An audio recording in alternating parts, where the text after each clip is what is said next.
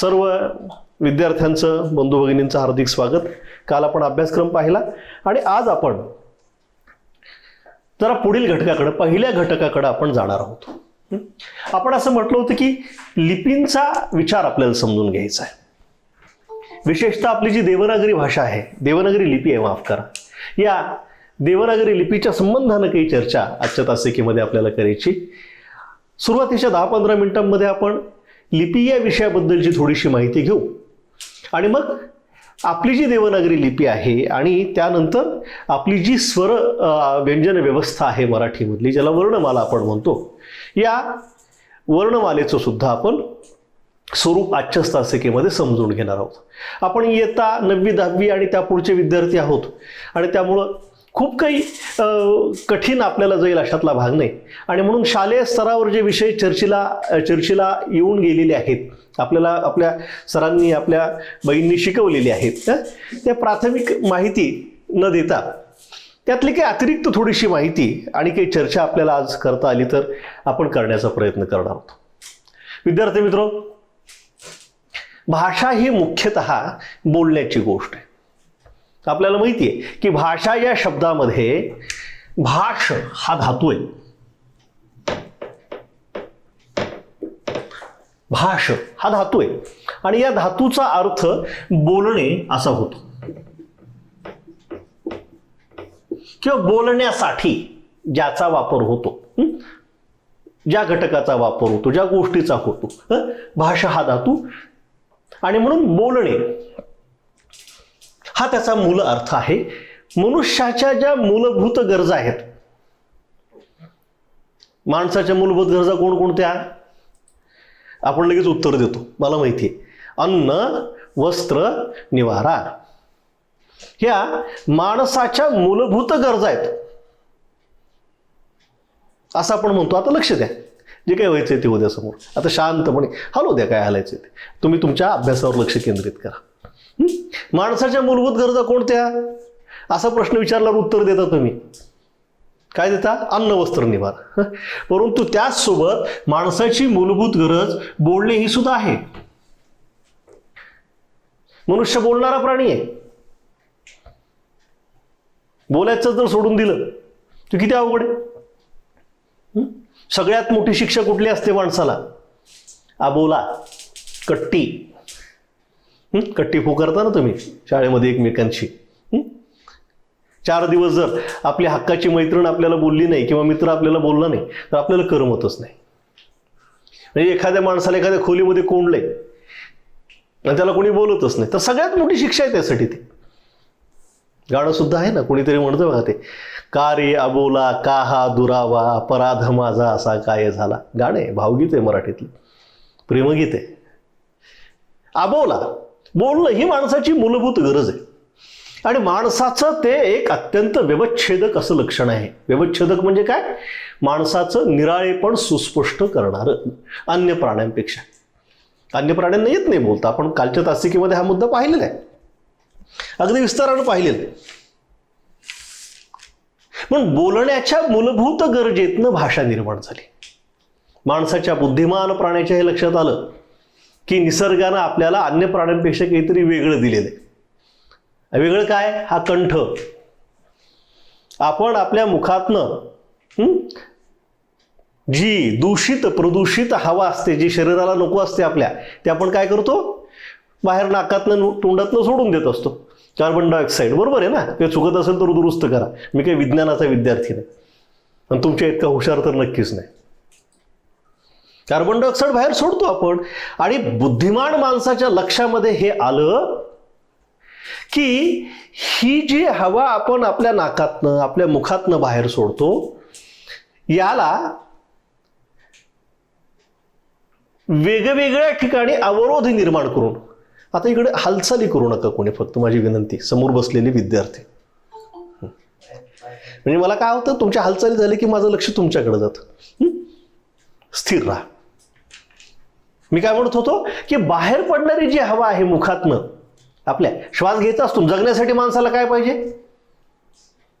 Oxygen, प्राणवायू नाकातनं घेतो. पण एकदाच घेतो का दिवसभरातला? घेतो आणि सोडतो, घेतो आणि सोडतो. बरोबर आहे ना? श्वास घेणं आणि श्वास सोडणं यांच्यामधलं जे अंतर असतं, काही सेकंदांचं अंतर असतं ना. या काही सेकंदांच्या दरम्यान आपण बोलत असतो. प्रयोग करून पहा बसल्या बसल्या.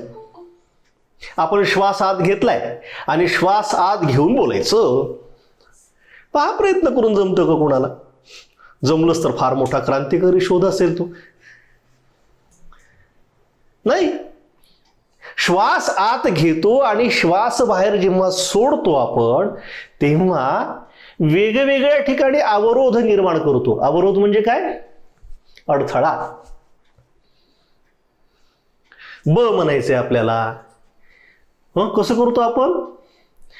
आपलेच ओठ, दुसऱ्यांचे नव्हे, खालचा ओठ वरचा ओठ एकत्र आणतो, हवेचा रोध देतो आणि ब उच्चार निघतो. आता असे दोन ओठ एकत्र न आणता ब म्हणा असं म्हटलं तर येईल का? नाही. माणसाच्या लक्षात आलं की असे असंख्य ध्वनी क, ख, ट, त, थ, फ, ब कुठल्याही भाषेतले, आपल्यातलेच नव्हेत, निर्माण करता येतात. आणि बुद्धिमान माणसानं लावलेला हा मानवी उत्क्रांतीच्या टप्प्यातला सर्वात मोठा शोध आहे. भाषेचा शोध हा मानवी उत्क्रांतीमधला सर्वात मोठा शोध आहे. माणसाला कळालं की आपल्याला बोलता येतं. आणि जेव्हा केव्हा त्याला कळालं असेल काय, तेव्हा त्याच्या एकूण जीवनामध्ये, त्याच्याच नव्हे तर त्याच्यानंतर आपल्यापर्यंतच्या लाखो हजारो करोडो पिढ्यांच्या जीवनामध्ये जी प्रचंड क्रांती झाली. नाही तर कसा होता, आपल्याला कधीतरी शाळेमध्ये विज्ञानाच्या पुस्तकात प्राचीन मनुष्य दाखवला जातो, विकसित अवस्थेमधला. अन्य जंगली जनावरांसोबत हिंडतोय, शेपूट आहे, शेपूट नाही त्याला, पण अशी उघडी नगडी अवस्था आहे त्याची, आणि जनावरं जशी इकडून तिकडून उड्या मारतायत तसा हाही उड्या मारतोय. काय ते माणसाचं जगणं होतं का? माणसाचं जगणं आमूलाग्र बदललं. मनुष्याचं जीवन आमूलाग्र बदललं. कधी बदललं? जेव्हा त्याला कळालं की आपल्याला बोलता येतं. आणि याला ब्रह्मास्त्र म्हणू. युद्धामध्ये ब्रह्मास्त्र वगैरे असतं ना, खूप मोठी मोठी लढाई झाली आणि सगळ्यात शेवटी काय वापरलं जातं? शत्रू हारतच नाही असं म्हटल्यावर ब्रह्मास्त्र. तसं माणसासाठी भाषा हे काय आहे? ब्रह्मास्त्र आहे. महत्वाची गोष्ट आहे. आणि भाषेचा शोध हा मानवी जीवनामधला सर्वात मोठा शोध आहे. मनुष्य बोलू लागला, व्यक्त होऊ लागला, स्वतःच्या भावना, स्वतःचे विचार, स्वतःच्या कल्पना शब्दांच्या द्वारा मांडू लागला. परंतु हे पुरेसं नव्हतं ना. मनुष्य हा सतत सतत सतत विकसित होत जाणारा प्राणी आहे. कंटाळायचं नाही. मनुष्य हा सतत सतत सतत टप्प्याटप्प्याने विकसित होत जाणार. तो थांबत नाही. जावा समाधान मानत नाही. बोलता आलं ना बस झालं असं नाही. आता जे आपण बोलतोय ते हवेत विरून जातं, निघून जातं. गप्पा, खूप छान भाषण केलं, खूप छान गायन केलं, गेलं हवेत निघून ना, विरून गेलं. मग माणसाच्या हे लक्षात यायला लागलं की आपण जे बोलतो हे जर आपण लिहून ठेवायची सोय करून घेतली तर किती बरं होईल. आणि या चिंतनातनं मनुष्याच्या लिप्यांचा शोध लागला, किंवा लिप्यांचा शोध लागण्याची प्रक्रिया सुरू झालेली दिसते. आणि वेगवेगळ्या संस्कृत्यांमध्ये या बाबतीतल्या अत्यंत गमतीशीर कल्पना आहेत. अत्यंत गमतीशीर अशा कल्पना आहेत. म्हणजे आपल्या भारतीय संस्कृतीसह जगातल्या सर्व प्राचीन संस्कृत्यांमध्ये लिपीच्या बाबतीतले जे विचार मांडलेले आहेत ना, उगी त्याकडे एक नजर टाकली, आपण एक नजर टाकली, दृष्टिक्षेप टाकला तर लक्षात येतं की किती गमतीशीर भिन्न भिन्न कल्पना होत्या. भिन्न भिन्न संस्कृतीत लिपींच्या बद्दलचे भिन्न भिन्न विचार आहेत, भिन्न भिन्न मते आहेत. कारण माणसाला हे माहीत नाहीये. जसं भाषा बोलायला मनुष्य कधी शिकला हे तसं माणसाला माहीत नाही. एक दिवस सांगता येत नाही, तिथी सांगता येत नाही. तसं माणूस लिहायला कधी लागला किंवा वेगवेगळ्या लिखित चिन्हांचा, जी ध्वनी आपण बोलतो त्यांना लिपीत आणणं किंवा चिन्हांमध्ये आणणं, या चिन्हांचा शोध कधी लागला ह्याची काही निश्चित माहिती मानवाच्या प्राचीन इतिहासामध्ये आपल्याला सापडत नाही. आणि म्हणून मग जेव्हा एखादी गोष्ट ठाऊकच नसते आपल्याला, तेव्हा आपण काय करतो, कल्पना करायला लागतो. जसं हे जग कोण निर्माण केलं, आपण म्हणतो देवाने निर्माण केलं, ईश्वराने निर्माण केलं. तसं लिपीच्या बाबतीत सुद्धा, भाषेच्या बाबतीत सुद्धा ही एक समजूत अनेक संस्कृतींमध्ये असलेली दिसते. आपल्या भारतीय परंपरेमध्ये वाग्देवता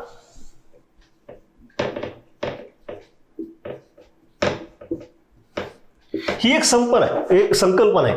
वाग्देवता, जय शारदे वागीश्वरी, आपण गीतही म्हणतो. वाग्देवता, वाणीची देवता, ही स्वर्गातली कुणीतरी देवता आहे आणि या स्वर्गातल्या देवतेनं ही लेखन कला पृथ्वीवर आणली अशी श्रद्धा आहे. जशी गंगा भगीरथानं स्वर्गातनं पृथ्वीवर आणली अशी श्रद्धा आहे. जशी श्रद्धा आहे, एक श्रद्धा नावाची विद्यार्थिनी म्हणून पुन्हा उच्चार आला इथं, तसंच वाग्देवतेनं वाणी आणि लेखन कला पृथ्वीवर आणली अशी आपल्या भारतीयांची श्रद्धा आहे. आणि आपल्या लिपीचं नाव सुद्धा काय, देवनागरी आहे. ही देवांची वाणी, देववाणी. संस्कृत या भाषेला देववाणी म्हटलं जातं.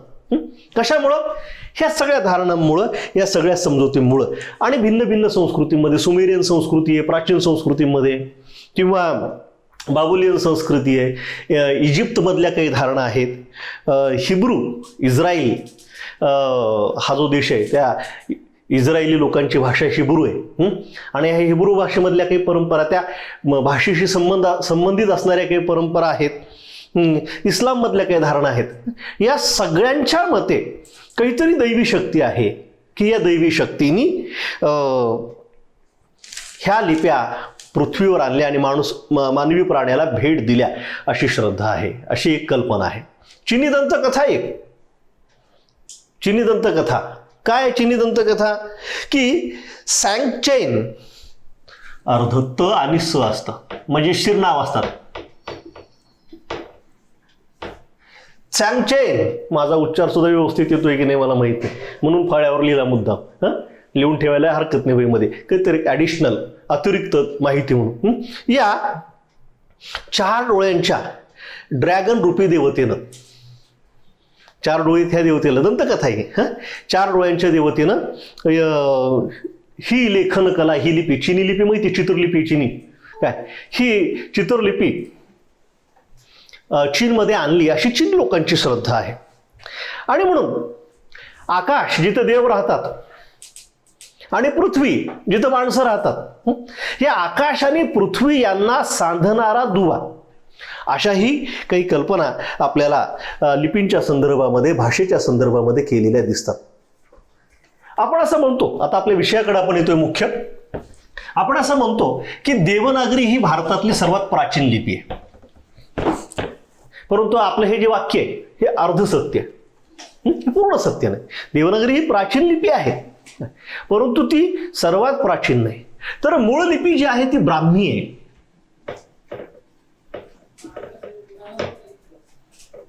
आणि या ब्राह्मी लिपीपासनं हे तुम्ही तुमच्या नोटबुकमध्ये, वहीमध्ये लिहायला हवं. या ब्राह्मी लिपीतनं अनेक पुढच्या लिप्यांचा उगम झालेला आपल्याला दिसतो. या ब्राह्मीच्या 2 शाखा आहेत. या ब्राह्मी अर्ध ह मला जोडायचं आणि हलंत पद्धतीने, म्हणजे हचं तंगडं तोडायचं. तंगडं तोडायचं म्हणलं की हसले सगळे. पहिल्यांदा व्याकरणाच्या तासामध्ये हसलेलं कोणीतरी पाहिलं मी. तसं पाय मोडायचा, हो, तंगडं तोडायचं म्हणजे हा असा खालून एक आडवा रेघ मारला, आडवी रेघ मारली की त्याला हलंत म्हटलं जातं. का म्हटलं जातं यथावकाश सांगेन, हलंत हा शब्द. ब्राह्मी, याच्या 2 शाखा आहेत, एक उत्तर आणि दुसरी दक्षिण.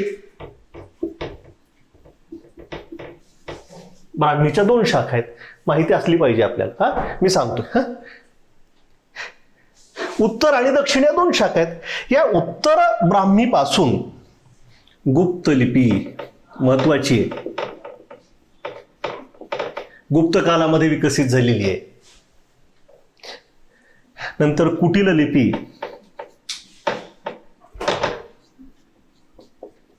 कुटील लिपी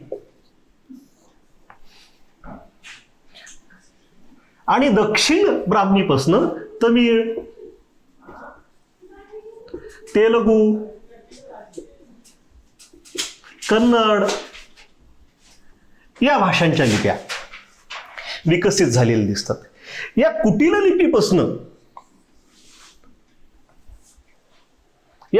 लिपीपासून वेगवेगळ्या शाखा नंतर परत उदयाला आलेले दिसतात.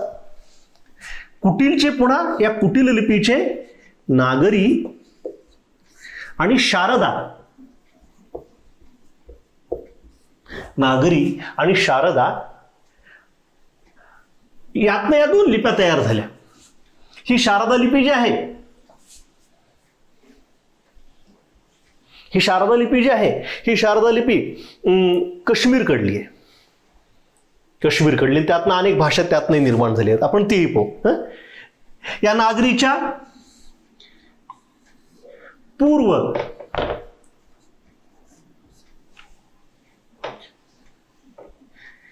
या बाजूला येईल आणि पश्चिम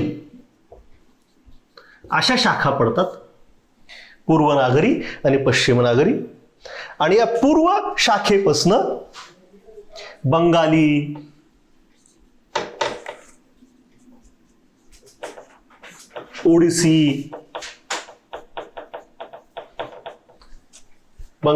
ओडिसी, मैथिली वगैरे वगैरे या भाषा तयार झाल्या. नेपाळी ही सुद्धा महत्वाची भाषा आहे, आपलीच भाषा आहे ती, नेपाळी. ह्या भाषा तयार झाल्या. आणि पश्चिमी गुजरातीपासनं महाराष्ट्री, गुजराती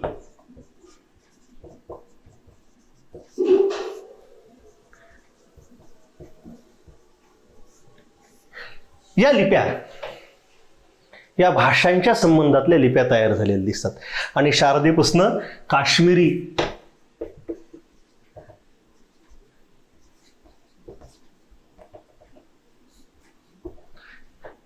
टाकरी या लिप्या आलेल्या दिसतात. मी चार्ट नीट समजून सांगतो तुम्हाला. हा चार्ट नीट समजून सांगतो. ब्राह्मी मूळ लिपी, या ब्राह्मीच्या दोन शाखा, उत्तर आणि दक्षिण. उत्तरेपासून आता दक्षिणमधून तमिळ, तेलुगू, कन्नड या तीन भाषांच्या लिप्या आल्या.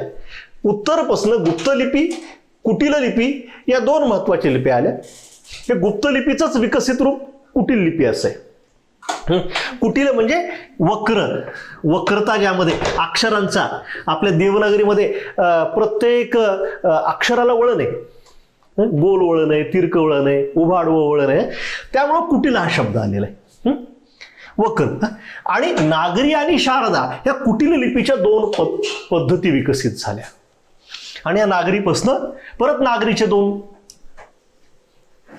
शाखा तयार झाल्या, एक पूर्व नागरी, एक पश्चिम नागरी. त्यातनं बंगाली, ओडिसी, मैथिली, नेपाळी, पश्चिमेपासून गुजराती, महाराष्ट्री अशा लिप्या तयार झाल्या. ही महाराष्ट्री म्हणजेच आपली मराठी होय. हा डोबळ आहे, अगदी काही मी सूक्ष्म बारकाईनं सगळे संदर्भ देऊन नाही सांगितलं, परंतु तुम्हाला साधारण माहिती असली पाहिजे की आपली पूर्व परंपरा काय. ह्या ब्राह्मीच्या सोबतीला सुद्धा खरोष्टी नावाची एक लिपी आहे. ब्राह्मीच्या सोबतीला असलेली प्राचीन खरोष्टी नाव आहे तिचं. आणि त्या लिपीतनं हिची जशी उर्दू आहे पहा, उजवीकडून डावीकडे लिहायची पद्धत उर्दूमध्ये, ही खरोष्टी तशीच लिहायची जायची. आणि तिकडून झाली ती वायव्य प्रांत जो आहे, पाकिस्तान, अफगाणिस्तान वगैरे सगळा जो भाग आहे, तिकडलीच आहे ही खरोष्टी सुद्धा. आता फार कमी पद्धतीने उर्दूमध्ये वगैरे लेखन तसं केलं जातं, पण मूळ भाषा, भारतीय भाषा, भारतीय लिपी जी आहे ती ब्राह्मी लिपी आहे. म्हणजे गुप्तकालीन प्राचीन जे शिलालेख, ताम्रपट वगैरे उत्खननात शब्द ऐकले असतील तुम्ही. ताम्रपट, शिलालेख. आता अशोकाच्या शिलालेखामध्ये ह्या ब्राह्मी लिपीचा आपल्याला लिपीचा प्रकार पाहायला मिळतो, उदाहरण पाहायला मिळतं. आणि त्यातनं मग हळूहळू कसा विकास होत होत या सगळ्या महाराष्ट्रीपर्यंत, आजच्या देवनागरीपर्यंत ही सगळी लिपी आली हे आपल्याला सांगता येतं. फलकावर लिहिलंय का? मी पुसतोय हे, त्याला व्यवस्थित लिहून घ्या. हे 2 सेकंद मी थांबतो, कारण हा पूर्वेतिहास आहे आपला. हा पूर्वेतिहास आपल्याला ठाऊक असला पाहिजे. लिहून घ्या वहीमध्ये व्यवस्थित.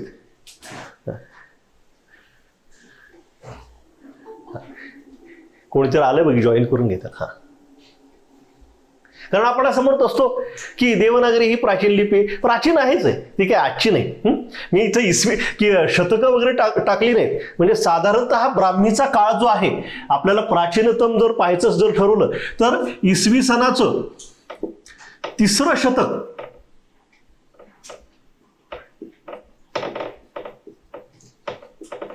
हे ढोबळ विधानं करतोय मी काय. 3ऱ्या शतकांपासून ब्राह्मीतली उदाहरणं सापडतात, शिलालेख सापडतात, ताम्रपट सापडतात ब्राह्मीतले. याचा अर्थ असा की शिलालेखांमध्ये, ताम्रपटांमध्ये जर भाषा असेल काय, तर तिचा उदय त्यापूर्वीच झाला असणार आहे. काही शतकं, एखादं दुसरं शतक तर अगोदर ती प्रचलित असली पाहिजे, व्यवहारात असली पाहिजे, रूढ असली पाहिजे. तर खूप प्राचीन अशी परंपरा ब्राह्मी लिपीपासून आपल्याला दिसते.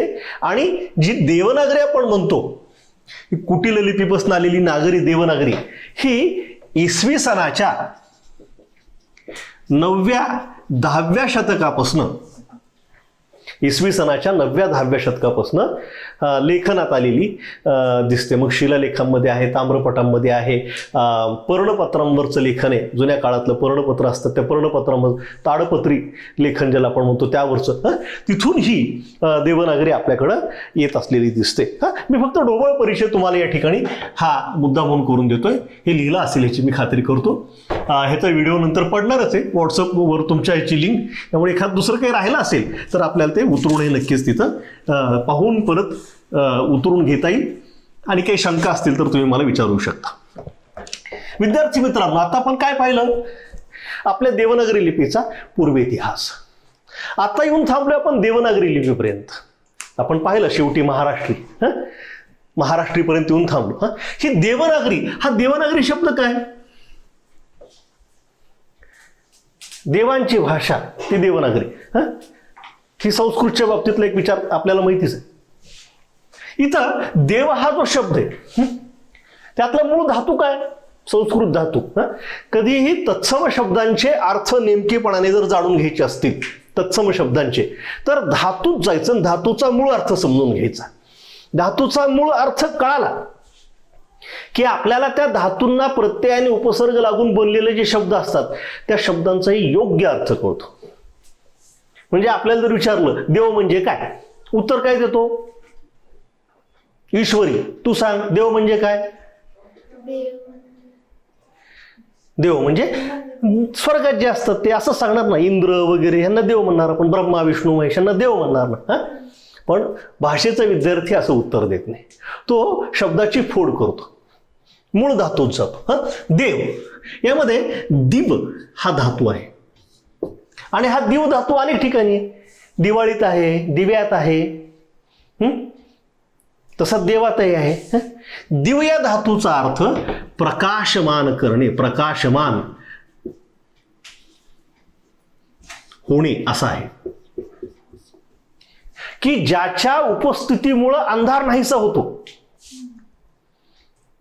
खोलीत अंधार आहे, बटन दाबलं, अंधार गायब. देवासमोर दिवा लावला, देवाऱ्यातला अंधार जातो सर्व प्रकारचा. ज्ञान मिळालं आपल्याला भाषेबद्दलचा अंधकार जो आपल्या मनात मेंदूत आहे तो निघून जातो. दिव म्हणजे प्रकाशमान होणे. याचा अर्थ सामर्थ्य असाही होतो. एक त्याला अर्थाचा पैलू आहे सामर्थ्य, शक्ती. ह्या सगळ्या पैलूंनी हा शब्द युक्त आहे, ह्या धातुयुक्त. शक्ती, सामर्थ्य, उजेड, आपला देशी शब्द उजेड तिथं आहे. सामर्थ्य, शक्ती, प्रकाशमान होणे हा दिवधातूचा अर्थ आहे. काय होतं ही देवनागरी भाषा मुख्यतः कोणाची? तर ती आर्यांची. आर्य हे जेव्हा भारतामध्ये आले, हे भारतातलेच आहेत. अशा पद्धतीची विधानं आमच्याकडनं होतात आणि मग गडबड व्हायला लागते. इतर देशी इथलीच मंडळीत आपली, आपण सगळेजण तेच आहोत. आर्य हे समजूत अशी आहे की स्थानिक जे ग्राम्य लोक आहेत, आदिवासी आहेत, ह्यांच्यापैकी अधिक सशक्त आहेत, अधिक पुढारलेले आहेत. आणि त्यामुळं त्यांची भाषा, त्यांनी निर्माण केलेली भाषा, ते वापरत असलेली लिपी ही श्रेष्ठ आहे. आणि म्हणून देवनागरी.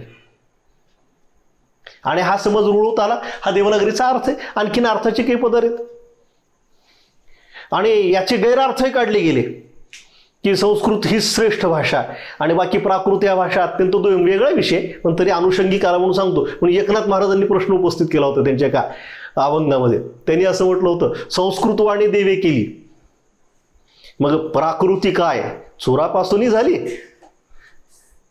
संस्कृत देवानी निर्माण केली, मग ह्या प्राकृत वगैरे ज्या भाषा आहेत, महाराष्ट्री वगैरे सगळ्या, ह्या काय चोरांनी निर्माण केल्यात का? त्याही देवभाषाच आहेत. गैरसमज दूर करण्यासाठी एकनाथांनी लिहिलेला तो अभंग होता. असो, तिकडं नको जायचं आपण. इथं आपण देवनागरी पाहू. प्रकाशमान करणारी, ज्ञान देणारी, शक्ती निर्माण करणारी, ऊर्जा निर्माण करणारी अशी ही देवनागरी आहे. आता या देवनागरीची वैशिष्ट्ये आपल्याला पाहिजेत. आपल्याला काय पाहिजे आता इथून पुढं? आता लिपीमध्ये जातोय आपण. देवनागरीची वैशिष्ट्य काय काय वैशिष्ट्य आहेत आपल्या देवनागरीची? हे खरंच आपली भाषा आहे, आपली देवनागरी आपली म्हणून मी चांगलं आहे, थोर आहे असं म्हणत नाही. नाहीतर बऱ्याचदा आपलं ते सोनं, आपला तो सोन्या आणि दुसऱ्याचं ते कार्ट असे म्हटलं जातं नेहमीसाठी. म्हणून देवनागरी आपली म्हणून खूप चांगली आणि बाकीच्यांच्या खराब असं मला नाही म्हणायचं. खरं यासाठी आहे की अन्य लिप्यांचा जेव्हा जगातले विचार आपण करतो, तुलना करतो, तौलनिक विचार म्हणतात, कम्पॅरिझन करणं, तुलना करणं, तेव्हा लक्षात असं येतं की शेवटी लिपी म्हणजे काय हो? आपण जे बोलतो ते लिहिणं, आपण जे ध्वनी उच्चारतो त्या ध्वनींना चिन्ह देणं. लिपी म्हणजे चिन्ह व्यवस्था. वर्णमाला आपण म्हणले, वर्ण म्हणजे काय? वर्ण म्हणजे रंग. काल आपण पाहिला. वर्ण म्हणजे काय? वर्ण म्हणजे रंग. अमूर्त असणारा ध्वनी क उच्चारला तुम्ही, पण क कसा आहे? तर हा क असा आहे. ट म्हटलं ट असा आहे. प्रत्येक ध्वनीला चिन्ह. देवनागरीचं हे सर्वात महत्वाचं वैशिष्ट्य. तुमच्या वहीमध्ये तुम्ही ते उतरून ठेवायचं आहे. महत्वाचं वैशिष्ट्य, लिपीची वैशिष्ट्य आपण पाहतोय. आणि महत्वाचं पहिलं वैशिष्ट्य असं आहे, उच्चारण आणि अक्षरे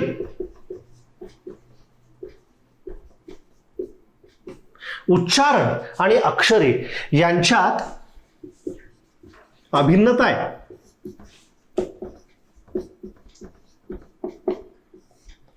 जो उच्चार करतो म्हणजे लिहितो ते एकच आहे, पण जे दोन उच्चार आहेत आणि एक चिन्ह आहे असं नाहीये.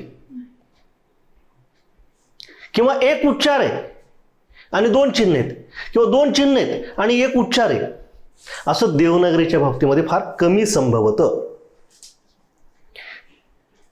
आणि म्हणून उच्चाराला, प्रत्येक उच्चाराला स्वतंत्र ध्वनी चिन्ह,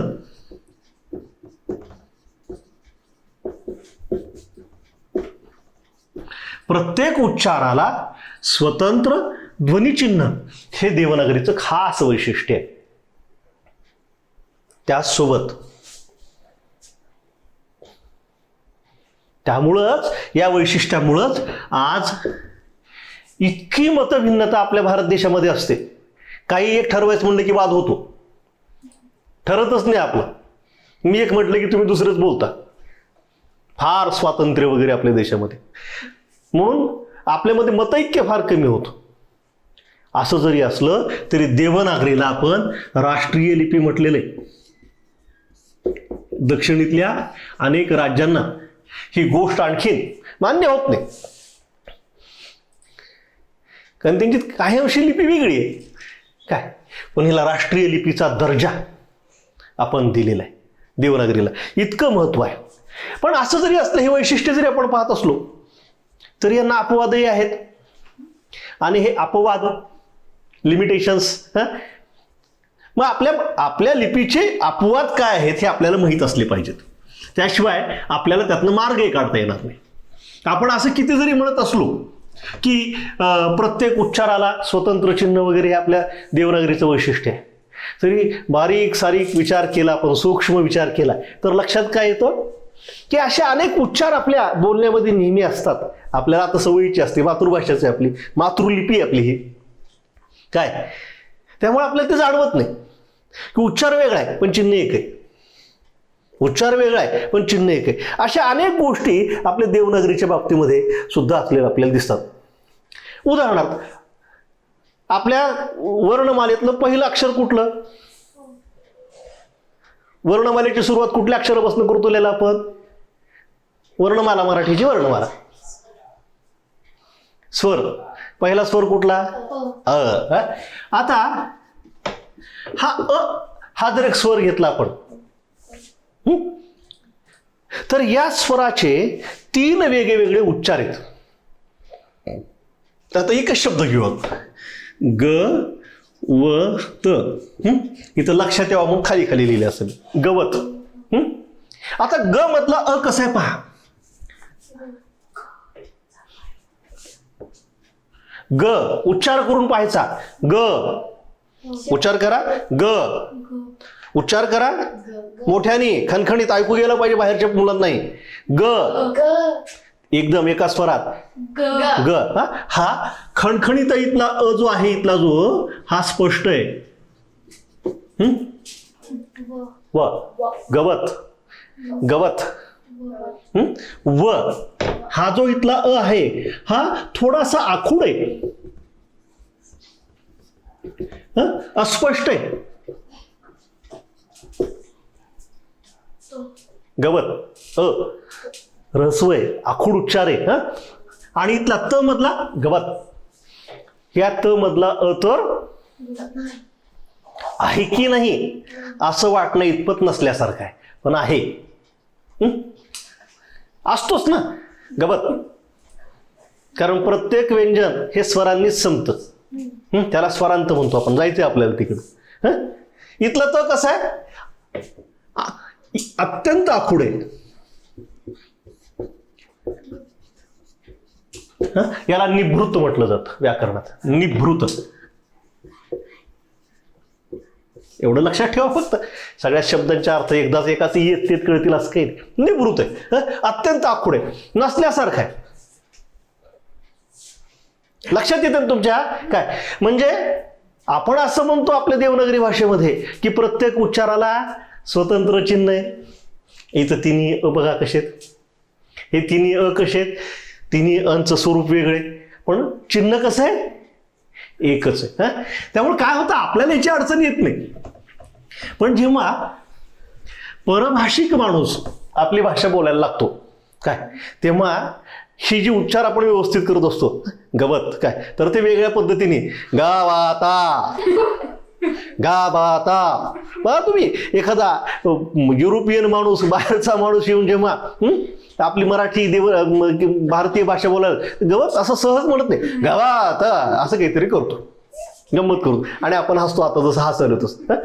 ही परभाषिक माणसाला होणारी अडचण आहे. अशा आणखीन एक उदाहरण, आणखीन आता ए आणि ओ हे काय आहेत मराठीतले, संयुक्त स्वर आहेत. हे संयुक्त स्वरांच्या प्रकारात जायचं, तुमची चूक नाही, आपण तास व्हायचं आहे पूर्ण आपला ना. ए ओ संयुक्त स्वर आहेत. पण या संयुक्त स्वरांचा सुद्धा जेव्हा आपण उच्चार करतो, आता समजा लिहिलं पोट, पोट. ह्या पोट मधला ओ कसा आहे, पोट ओ, पो पो. दीर्घ आहे, कसा आहे मजा आहे की नाही व्याकरणात? हसू येते की नाही? उगा गंमत म्हणून म्हटलं नव्हतं व्याकरण गमतीशीर म्हणून. पोट सगळ्यांना, मला तर खूप मोठे. पोट कसं आहे? इथला पो कसा आहे? दीर्घ आहे. पण हा शब्द आपण असा लिहिला, पोटाला. लक्ष द्यायचं, हसायचं, गंमत करायची, मजा घ्यायची, पण लक्ष द्यायचं. पोटाला. त्या पोचा उच्चार कसा आहे? पो मधल्या ओचा उच्चार कसा आहे? विद्यार्थी सांगा एखादा ऑनलाईन मधला. पोट मधला ओ आणि पोटाला मधला ओ, फरक काय? वरच्या पोट मधला हा, आणि खालचा ओ ऱ्हस्व आहे. पण ऱ्हस्व आणि दीर्घ असे दोन ओ आहेत ना, पण आपण लिहिताना चिन्ह मात्र एकच देतो.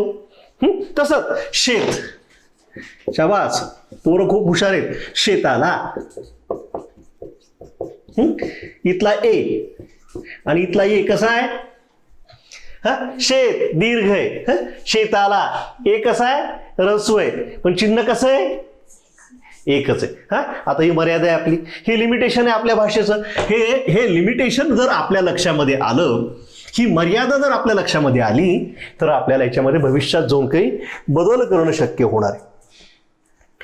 आता जशी हे स्वरांच्या बाबतीतली गोष्ट आहे देवनागरी लिपीमधल्या, तसेच व्यंजनांच्या बाबतीतले च, च, छ, ज, झ. ही ज आहे ना, हे मी झ एक अगोदर लिहिलं हो. ज आणि हे झ, च, छ, ज, झ. हे मराठीमध्ये तालव्य आणि दंत तालव्य.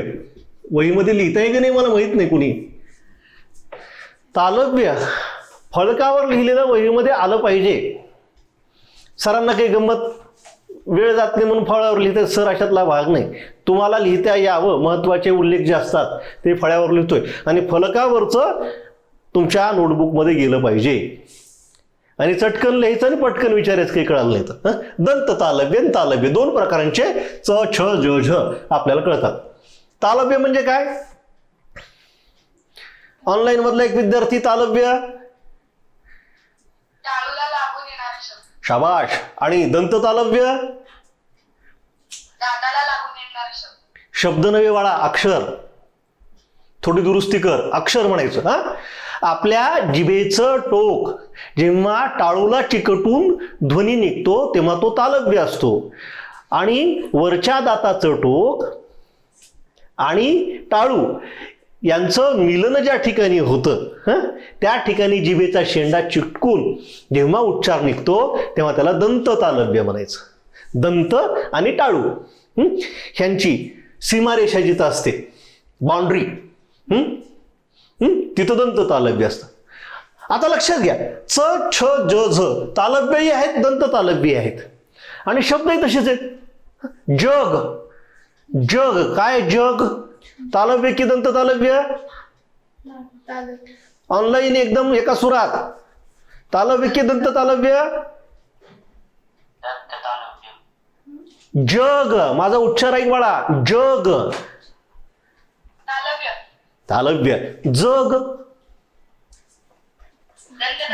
दंत तालव्य. लक्षात घ्या, इथला दंत तालव्य जग आणि तालव्य जग या उच्चारामुळे दोन भिन्न शब्द तयार होतात, पण तिथं चिन्ह मात्र च आणि ज एकच असलेलं दिसतं. ही सुद्धा एक मर्यादा आपल्या लिपीची असलेली आपल्याला दिसते.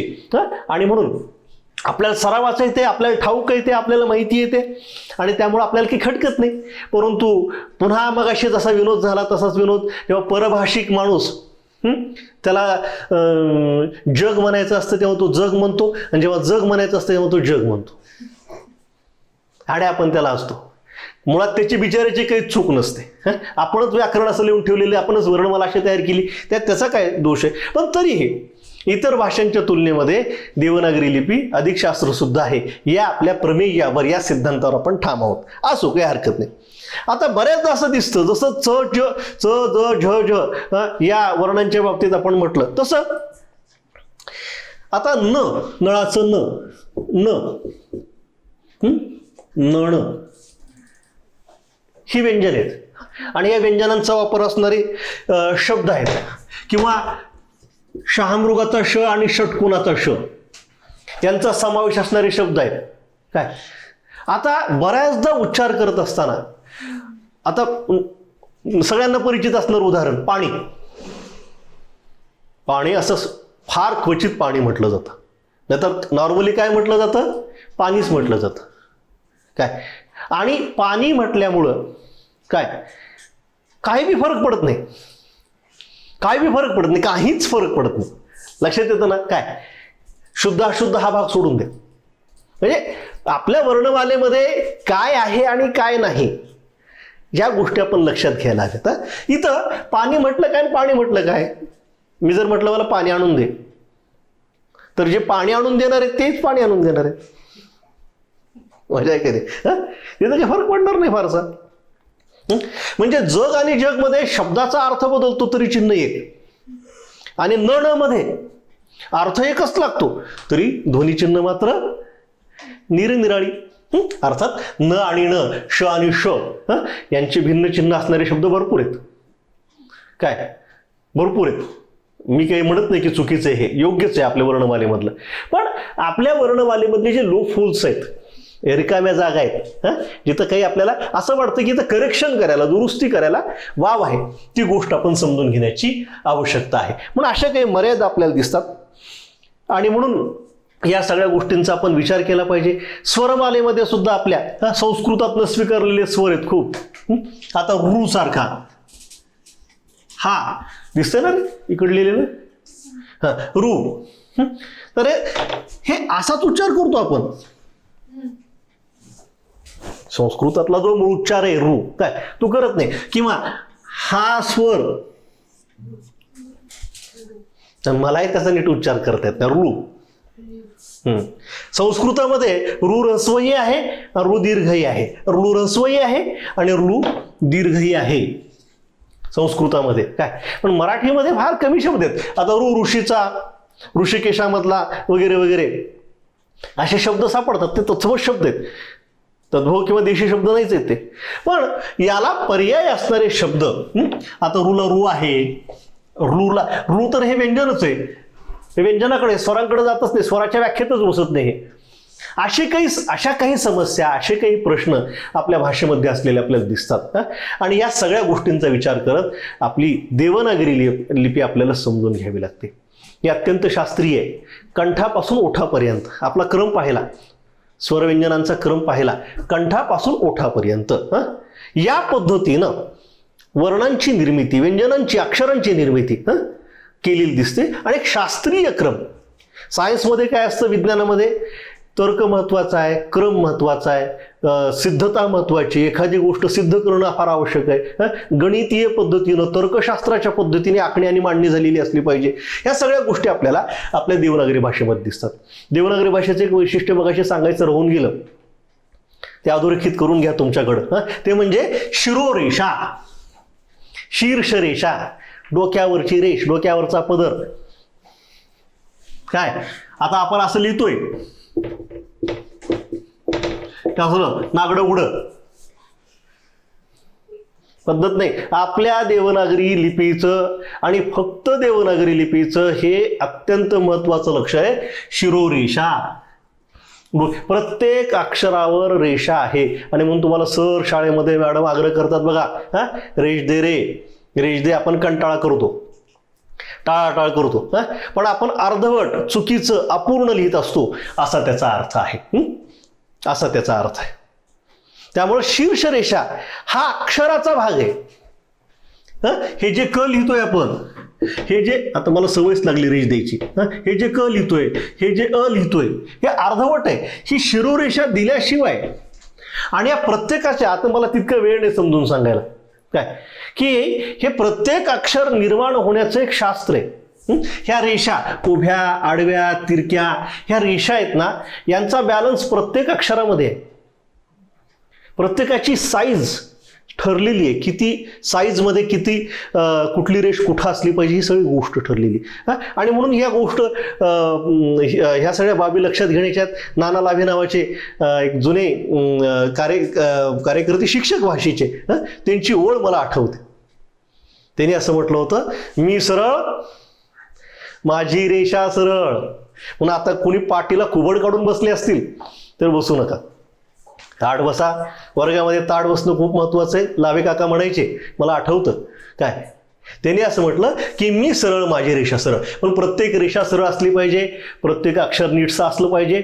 त्यामुळं अक्षर ओळख जितकी महत्वाची तितकं सुबक लेखन हे सुद्धा महत्व आहे. सुवाच्य लेखन जितकं महत्वाचं तितकं सुबक लेखन सुद्धा महत्वाचं आहे. तेव्हा अक्षरं घोटली पाहिजेत, अक्षरं गिरवली पाहिजेत. विद्यार्थी बंधूंना असं म्हटलं जातं की तुमचं अक्षर हा तुमच्या व्यक्तिमत्वाचा आरसा असतो. तुमचा चेहरा कसा महत्वाचा, किती टापटीप असता, तुम्ही तासाला बसताना सुद्धा किती नटून तटून सजून व्यवस्थित बसलेला असता, ऐकेन ना, तसं तुमचं लेखन सुद्धा अत्यंत सुबक स्वच्छ असं असलं पाहिजे, छान असलं पाहिजे. कारण त्यातनं तुमचं व्यक्तिमत्व दिसतं. तुम्ही जेव्हा छान लिहिता, सुंदर लिहिता, तेव्हा वाचणाऱ्याला सुद्धा प्रसन्न वाटतं, 4 ओळी जास्त वाचाव्याच्या वाटतात आणि तुमचं अनाहूतपणे कौतुक केलेलं असतं की किती छान विद्यार्थी, किती छान विद्यार्थिनी. पाठीवरून हात फिरवतो, हवेतल्या हवेत पाहणारा वाचणारा त्या ठिकाणी कौतुक वाटतं त्याला. माझा हे सांगायचा मुद्दा आहे की आपली देवनागरी लिपी आहे, हा आपल्या देवनागरी लिपीचा इतिहास आहे, थोडासा पूर्व इतिहास. आणि ही आपल्या देवनागरी लिपीची काही महत्वाची वैशिष्ट्ये आहेत जी मी तुमच्या समोर आता ठेवलेली आहेत. तेव्हा आजच्या तासामधला जो टॉपिक होता की लिपींचं स्वरूप आणि त्यातलं आपलं देवनागरी लिपीचं महत्व, हा मुद्दा मी आज तुमच्या समोर ठेवलेला आहे. मुद्दा म्हणून थोडासा विस्तारानं हा मुद्दा तुमच्या समोर घेतला, कारण या विषयावर फारसं वर्गातही कधी बोललं जात नाही, चर्चा होत नाही, माहिती झालं पाहिजे. कधी कधी होमवर्क म्हणून तुम्हाला सांगतो की तुम्ही गुगल सर्च करता किंवा ब्राह्मी लिपी सर्च करा, विश्वकोशामध्ये जा आणि विश्वकोशामध्ये जाऊन ब्राह्मी लिपी, खरोष्टी लिपी, लिपींचा इतिहास मी जो संक्षिप्त 10-15-20 मिनिटांमध्ये तुमच्यासमोर ठेवला हा समजून घ्या. कारण आपल्याला आपला पूर्वेतिहास माहीत असला पाहिजे. पूर्व दिव्यजांचे त्यांचा रम्य भावी काल, कवी विनायकांची ओळे, ज्यांचं पूर्व दिव्य असतं म्हणजे पूर्वेतिहास, भूतकाळ ज्यांचा वैभवशाली असतो त्यांचा वर्तमान काळ आणि भूतकाळी तसाच वैभवशाली असतो. पण आम्हाला आमचा इतिहासच माहीत नाही. डोंबलं काय करावं कपाळ, कोण शिवाजी महाराज असं म्हणल्यावर काय करावं, असं होतं बऱ्याचदा. काय पण आपल्याला आपला इतिहास माहीत असला पाहिजे, आपल्या परंपरा माहीत असल्या पाहिजेत, आपल्या श्रद्धा माहीत असल्या पाहिजेत. तर आपण तो वारसा आपल्या पुढच्या पिढीकडे हस्तांतरित करू शकत असतो. विद्यार्थी मित्रांनो, काय माझ्या या वाक्यातले सगळे शब्द पूर्ण अर्थासह तुम्हाला समजले असतील असा दावा मला करायचा नाही, पण ऐकून घ्या, महत्वाचे ते की हा वारसा आपल्याला पुढे पोहोचवायचा असतो. आणि म्हणून शालेय जीवनामध्ये जर आपण ते व्यवस्थित समजून घेतले, उमजून घेतले तर नक्कीच आपल्याला आपल्या भविष्याची वाटचाल सुद्धा सुकरतेनं करणं शक्य होतं. तेव्हा आजच्या या दुसऱ्या तासिकेमध्ये वेळ झालेला आहे आपला. लिपी हा जो आपला दुसरा घटक होता त्यावरची चर्चा आपण पूर्ण केलेली आहे. उद्याची तासिका खूप महत्त्वाची, कारण उद्याच्या तासिकेमध्ये आपण आपली वर्णमाला, स्वर आणि व्यंजन व्यवस्था मराठीची खूप महत्त्वाचा टॉपिक आहे. ह्याच्यात काय असतं आम्हाला तर माहितीच आहे की अ आ इ ई उ उ ए ए आ आ जे काय असतील ते, हे स्वर आम्हाला माहिती आहेत, व्यंजन आम्हाला माहिती आहेत, असा एक आपला समज असतो. परंतु यांच्यामध्ये संकल्पनांच्या पातळीवर संज्ञा म्हणून आता कशाला घोष म्हणायचं, कशाला सघोष म्हणायचं, अल्पप्राण म्हणजे काय, महाप्राण म्हणजे काय, ह्या सगळ्या गोष्टी आपल्याला ठाऊक नसतात आणि या सगळ्या गोष्टी पुढे चालून खूप महत्त्वाच्या आहेत. तर ह्या सगळ्या गोष्टी आपल्याला उद्याच्या तासिकेमध्ये अगदी प्रसन्न अशा मानसिकतेमध्ये समजून घ्यायच्यात. तेव्हा आजचा हा घटक या ठिकाणी आपण पूर्ण करूया.